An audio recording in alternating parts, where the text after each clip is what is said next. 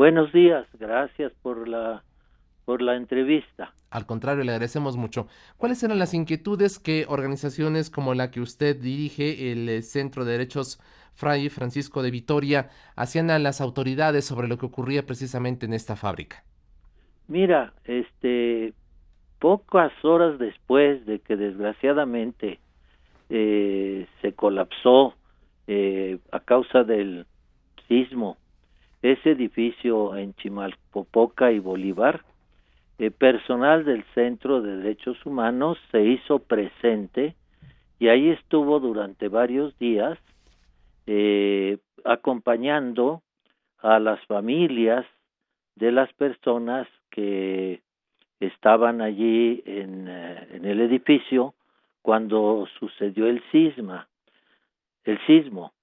y nos pudimos dar cuenta de que era urgente que las autoridades pertinentes efectivamente informaran, porque en primer lugar no se tenía noticia clara, o no se tiene todavía noticia clara de, de las personas que allí pues sufrieron el sismo, ¿no?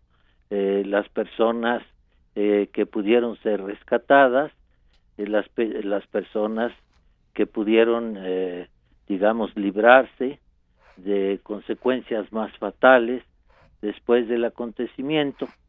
Pero es que, mira, hay muchas cosas poco claras de las que se tiene que informar.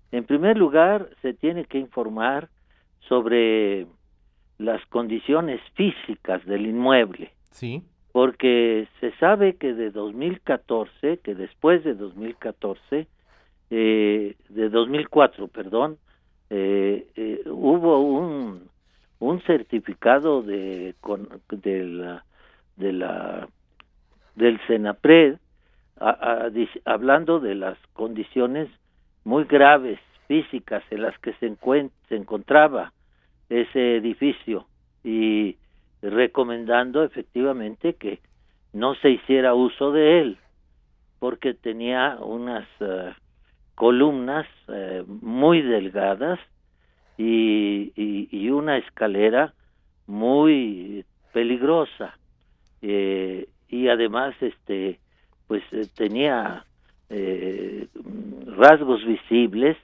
de su precariedad. Se tiene que informar también a quién pertenecía ese edificio, porque ciertamente allí había varios negocios que estaban en calidad de inquilinos, pero la propiedad misma del edificio es algo confuso, porque pareciera que se trata de una dependencia de la Procuraduría Agraria del gobierno de la República, o sea, de la SEDATU.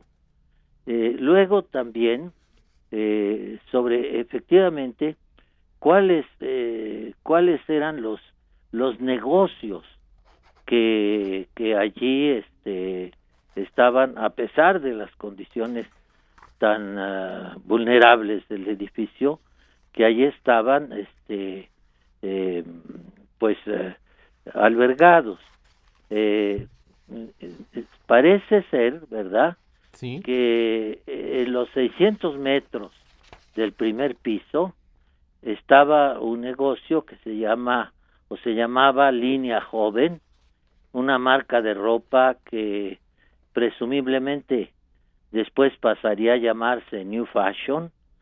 En el piso 2, otro negocio, Florina, Sociedad Anónima de Capital Variable, cuyo representante legal sería Gloria Trinidad Barrera Dávila, que después fue reemplazada por Comercializadora Regalomex, cuyo representante legal era Miguel Quintanar Silvia, aunque esta firma, que estaba alojada en el primer piso, era operada por empleados taiwaneses.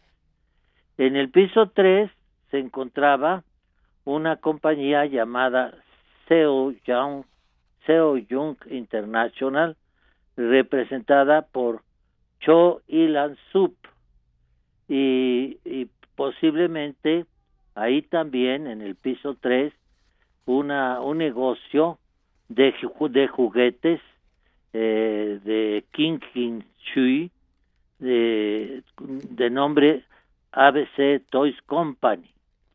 El cuarto piso estaban las oficinas de un empresario argentino, Jaime Askenazi, de la comunidad judía, muy conocido y muy importante en la comunidad judía. Y en la planta baja, además de un estacionamiento, también de la Procuraduría Agraria de la SEDATU, posiblemente, había una bodega para telas que se rentaba a M. Hilo, al parecer relacionada con los Askenazi. Entonces, como te digo, mira, aparte de saber exactamente cuántos fueron las personas que fueron rescatadas, cuántas fueron las personas que ahí fallecieron, pues hay también la necesidad de esclarecer efectivamente las condiciones en las que, a pesar de los peritajes que ya se habían emitido, en las que estaba funcionando ese edificio, y luego pues efectivamente pues quienes lo ocupaban, y además en calidad no de propietarios, sino de inquilinos. Y por eso el Centro de Derechos Humanos Fray Francisco de Vitoria, que estuvo allí personalmente varios días, pues participando como voluntarios y voluntarias, y acompañando a las familias de las víctimas, y también pues las inquietudes, las preguntas de las personas que ahí se congregaron y las organizaciones civiles.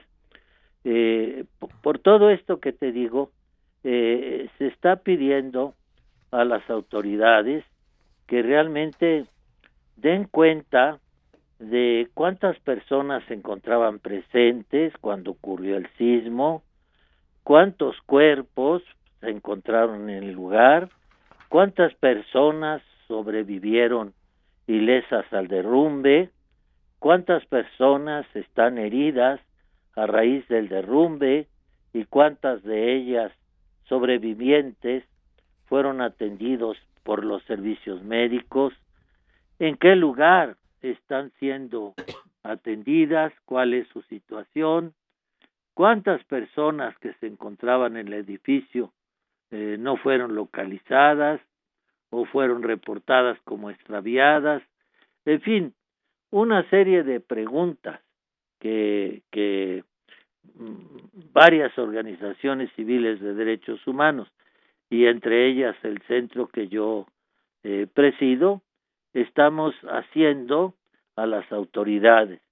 Y además se les está pidiendo tanto a la Comisión Nacional de Derechos Humanos como a la Comisión de Derechos Humanos del Distrito Federal que emitan, que investiguen y puedan emitir las medidas cautelares pertinentes para poder dar certeza jurídica a la sociedad sobre las circunstancias, las condiciones y lo que sucedió y sus consecuencias, ¿verdad? Don Miguel, hace unos minutos en este espacio, Amalia García, secretaria del Trabajo de la Ciudad de México, daba respuesta a algunas de estas inquietudes que ustedes han expresado a través de estas organizaciones, confirmando alguna de la información que usted ya nos ha dicho. Por ejemplo, en la planta baja de ese inmueble operaba una empresa con razón social M Hilo. En el Sí, primer piso estaba Línea Moda Joven, como usted también nos ha comentado. En, exactamente. en el segundo, ABC Toys Company, SADCB, que Sí, es la empresa de juguetes que usted nos hacía referencia. En el tercer piso, Seo Young International, SADCB. sí, En el exactamente. cuarto, New Fashion, Sí, esta otra empresa. Y también allí mismo compartí espacio otra empresa que se llamaba Dashcam System SADCB. Es la sí, información que nos ha dado Amalia García hace unos minutos aquí a la periodista Carmen Aristegui. Y también comentaba don Miguel, Amalia García, que de acuerdo con datos del Instituto de Ciencias Forenses de la Ciudad de México y de la Procuraduría Capitalina, así como de Locatel, en el lugar, dice ella, perdieron la vida 15 personas, 12 sí, de ellas mujeres, 3 hombres. De las personas fallecidas, 8 eran mexicanas, 4 de Taiwán, uno originario de Taiwán nacionalizado paraguayo, uno de Corea y uno más israelita de nacionalidad argentina. Es lo que sí. nos ha comentado Amalia García hace unos minutos. Me parece muy importante esa información.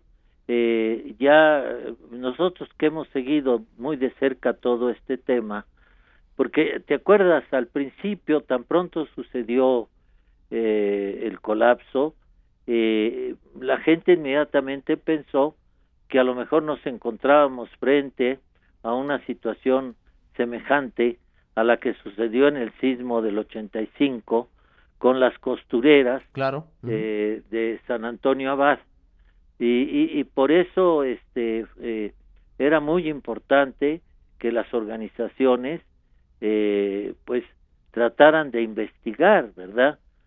Más a fondo la situación que ahí se había dado y bueno y exigir a las autoridades información. Yo creo que la información que ha dado la secretaria del Trabajo de, de, del gobierno del Distrito Federal, pues es muy importante, ayuda a esclarecer más el tema y desde luego que nosotros la vamos a tener muy en cuenta. Claro, en este mismo momento incluso se la podemos compartir. Y cabe destacar, don Miguel, también que en este informe elaborado por la Secretaría del Trabajo de la Sí, Ciudad de México y de Fomento al Empleo, se habla de la situación de las 7 personas extranjeras que fallecieron.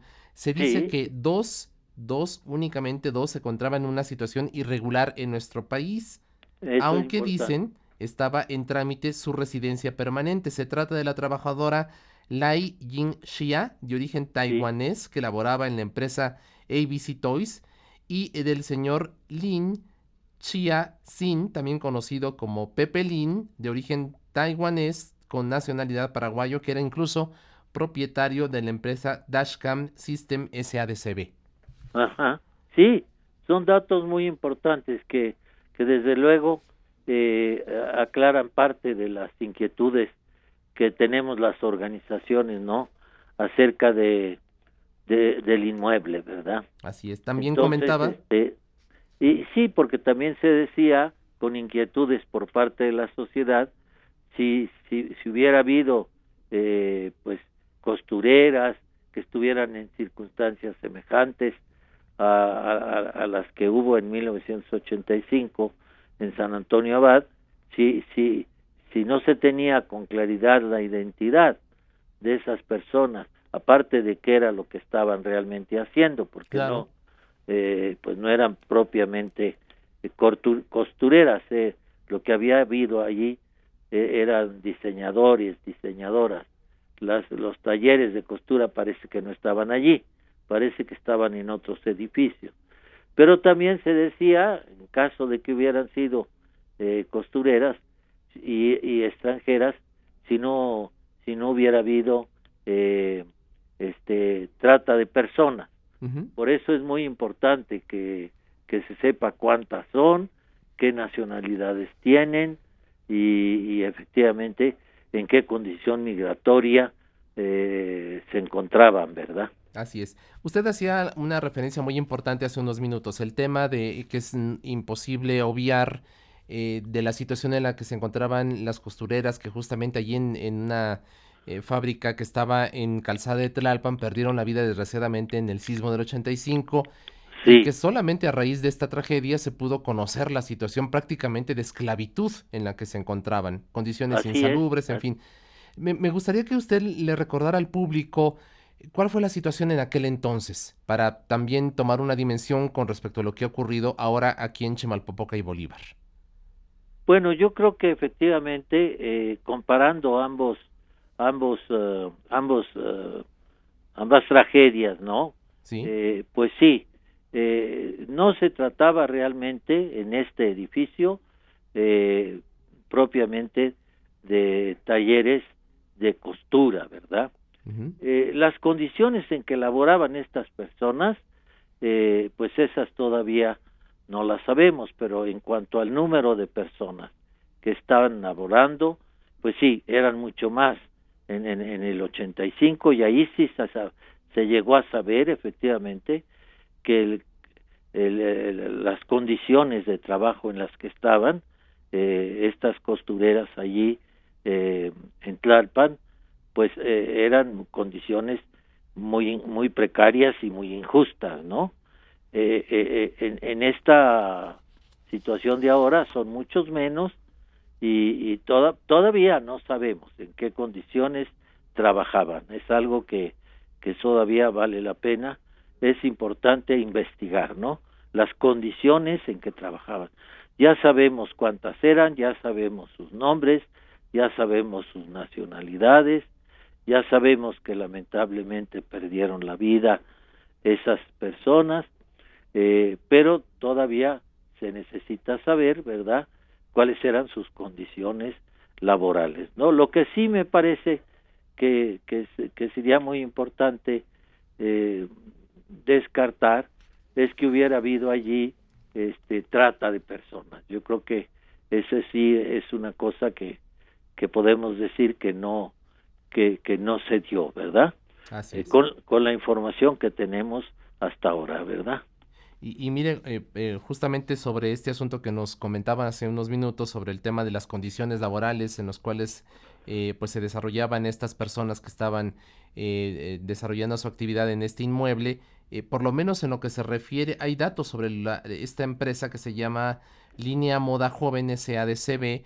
Sí, Allí por lo menos dice este informe de la Secretaría del Trabajo y Fomento al Empleo del Gobierno de la Ciudad de México que de acuerdo con datos de la Organización Sindical de Empleados y Trabajadores del Comercio en general, empresas particulares y similares del Distrito Federal al cual estaban inscritos los trabajadores de esta empresa, ellos sí, recibían salarios según los datos de cotización registrados ante el IMSS que iban de los 84 pesos con 99 centavos a los 313 con 56 diarios. Ese es por lo menos un primer dato sí. sobre exclusivamente esta empresa, ¿no? Que se encontraba en el primer piso de este inmueble. Sí, por eso te digo que yo creo que vale la pena seguir investigando sobre eso, ¿verdad? Para efectivamente tener pues ya se tiene también ese dato que tú dices 84, es el salario mínimo, ¿no? Claro, sí. En el Distrito Federal, o sea Ujú. que ganaban diariamente la cantidad correspondiente al salario mínimo en el Distrito Federal, ¿verdad? Claro. Pero no es mucho tampoco, es un salario mínimo al día, ¿no? Pero bueno, son cosas que todavía se tendrán que seguir investigando, ¿verdad? Finalmente, don Miguel Concha, le preguntaría en términos generales, ¿cómo evaluaría usted la actuación de las autoridades, la actuación de la sociedad civil, la respuesta de la ciudadanía en apoyo a los damnificados eh, en comparación con el 85, 2017, 19 de septiembre? ¿Cómo usted diferenciaría las dos circunstancias en las cuales tanto los gobiernos como la sociedad civil enfrentaron estas tragedias? Mira, la sociedad civil enseguida se hizo presente, enseguida se organizó para prestar auxilio y ayuda, enseguida se dispuso a participar en las labores de rescate, y sobre todo hay que subrayar la presencia muy significativa de la juventud. Muchas veces se había dicho injustamente que nuestra juventud actual, los millennials entre ellos, eran insensibles, indiferentes, apáticos frente al dolor y al sufrimiento de los demás, y pues afortunadamente pudimos observar que no es así, ¿no? Su respuesta fue extraordinaria y nos llena realmente de esperanza y de confianza. Además vimos cómo esta nueva generación pudo estrecharse con la generación a partir del 85, pudieron allí aprender unas de otros y como te digo, lograron ciertamente pues ayudar y responder. Ciertamente una diferencia también es que las autoridades también no se tardaron tanto en aparecer, ¿verdad?, para asumir su responsabilidad y su rol, ¿verdad? Ciertamente no hubo siempre la coordinación que se hubiera deseado entre todas las autoridades que en el primer momento se hicieron presentes, ¿no? Y la sociedad civil organizada tuvieron que, digamos, vencer un poco el cerco que las autoridades querían establecer, en el sentido de que ellas fueran las únicas, ¿no?, que digamos se hicieran cargo de todas estas labores, ¿verdad? Pero pues ellas solas no hubieran podido de ninguna manera resolver tanta desgracia y todas las desgracias que se dieron. La sociedad pues rompió ese cerco y no por el hecho de simplemente romperlo, sino porque la emergencia, la urgencia la requería, ¿verdad? Claro. Y otra cosa importante pues ahora será pues las labores de demolición y las labores de reconstrucción y de construcción, en donde la sociedad también pues sigue activa, demandando, además de la solidaridad de la sociedad, que no tiene que parar, pues demandando transparencia y rendición de cuentas sobre el manejo de los fondos nacionales e internacionales con los que se cuenta para atender todas estas desgracias, ¿verdad? Este ímpetu de la juventud que usted nos está comentando, ¿qué papel cree usted que pueda jugar? Estamos ya en medio de un proceso electoral. El próximo año se renovará la presidencia de la República. Digo, sin querer llevar el tema al asunto político, pero no es ilógico pensar que evidentemente este despertar, esta sacudida que implicó el sismo del 19 de septiembre, sobre todo en la Ciudad de México, también pudiera tener un impacto, sobre todo en los jóvenes que usted nos ha comentado, que están ya despiertos, están ávidos de participar. ¿Cómo ve usted? ¿Qué tan determinante puede ser lo que ocurra a partir de esto, en términos de que el movimiento también implicó un movimiento en la sociedad misma, ¿no? Sí, tienes toda la razón. Mira, yo creo que lo más importante, lo inmediato, que la juventud aprendió en esta tragedia, ¿no? De los sismos, del sismo en la Ciudad de México, es la trascendencia en nuestra convivencia social de la lucha contra la corrupción.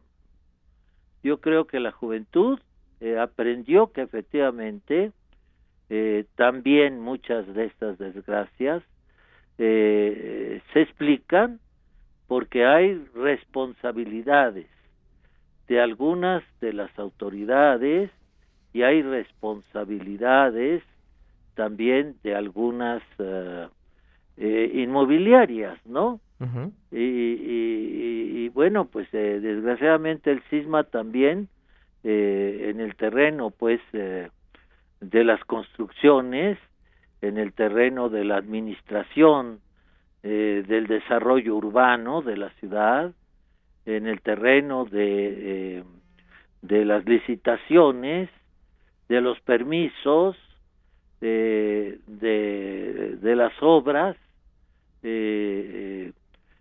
por parte de constructores, de inmobiliarias, pues todo eso desgraciadamente también está manifestando pues que lamentablemente no solamente se trata de falta de pericia, sino que se trata también de corrupción, ¿no? Yo creo que eso lo detectaron y lo siguen detectando los jóvenes, y yo pienso que los jóvenes pues seguirán exigiendo una actuación limpia, transparente, ajustada a los reglamentos, a las normas, a las leyes, a los planes de desarrollo y que tienen que ser manejados con honestidad, ¿no? Y con integridad por parte de los funcionarios y también de los actores de la sociedad civil que tienen trabajos importantes en el ámbito público, ¿no? Don Miguel, una última pregunta. ¿Qué México se imagina a partir de lo ocurrido? ¿Qué México se imagina a partir de esta etapa de reconstrucción que está iniciando apenas? ¿Cuál es su visión de México a partir de esta sacudida? Pues yo lo que espero realmente es un México en donde la representación política sea efectivamente respetada, tomada en cuenta, considerada, en donde no nos quedemos solamente en que efectivamente se trate de autoridades y gobiernos legítimos, en donde el voto sea debidamente respetado, sino que además yo me imagino un México en el que la sociedad va a seguir exigiendo participar activamente con las autoridades en la solución de los problemas que le atañen directamente, ¿no? Una sociedad que plantee exigencias también de transparencia, de rendición de cuentas, y gobiernos por lo mismo que que asuman, ¿no?, la participación ciudadana y la respuesta a las inquietudes y a las demandas legítimas de la ciudadanía, ¿no? Claro. Y una sociedad más madura en cuanto al planteamiento de sus problemas, al análisis de los mismos y a las respuestas más profesionales que se están exigiendo para poder hacerle frente a tantas necesidades que tenemos en el país. Don Miguel Concha, director del Centro de Derechos Humanos Fray Francisco de Vitoria, le agradecemos mucho, como siempre, un honor poder conversar con usted. Muchas gracias por su tiempo, su confianza en este espacio. Gracias a ti, Isaías, ¿eh? Un enorme abrazo y estamos en contacto si le parece bien. Sí, cómo no. Muchas gracias a don Miguel Concha, él es director del Centro de Derechos Humanos Fray Francisco de Vitoria con esta